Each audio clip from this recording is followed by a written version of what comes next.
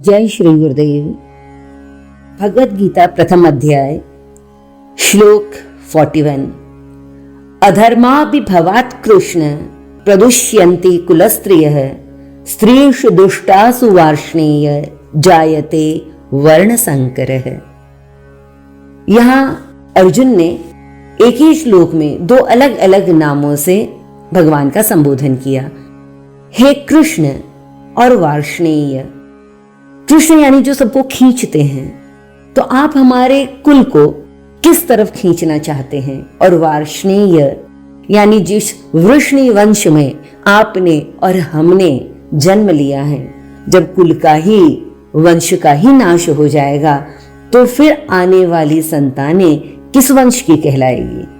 अधर्माभिभवात् कृष्ण, जब कुल धर्म का नाश हो जाएगा, प्रदुष्यन्ति कुलस्त्रियः, तो ऐसे परिवार की स्त्रियां दूषित हो जाएगी, पथभ्रष्ट हो जाएगी।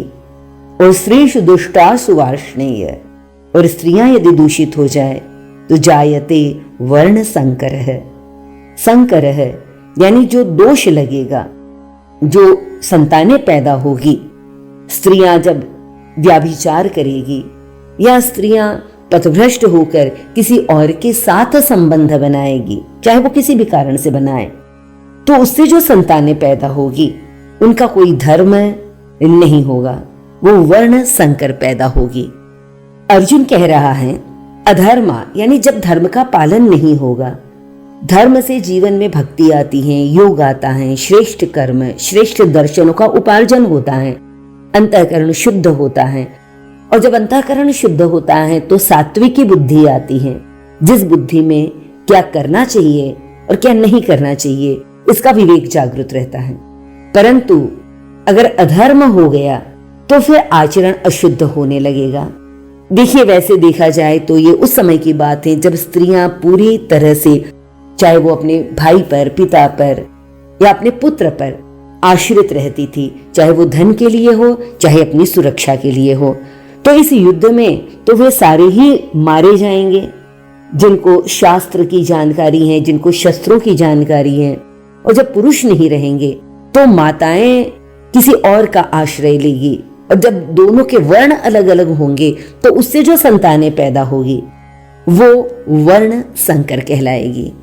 यहाँ एक बात और समझ में आती है कि पुरुष यदि घर में ना भी रहे, हमारा तो इतिहास भरा पड़ा है ऐसी माताओं से जिन्होंने अकेले अपने दम पर अपने बच्चों का इतना सुंदर लालन पालन किया है। धर्म धुरंधर माता कुंती ने 5 संतानों की परवरिश की है, बिना अपने पति के, बिना किसी और का सहारा लिए। अब प्रहलाद जी को देखिए, हिरण्याकश्यप चाहे वो कितनी ही राक्षसी वृत्ति का हो, पिता राक्षसी वृत्ति का होने पर भी माँ कयाधु ने जो परवरिश की है, भक्ति का और सत्य का पाठ पढ़ाया है।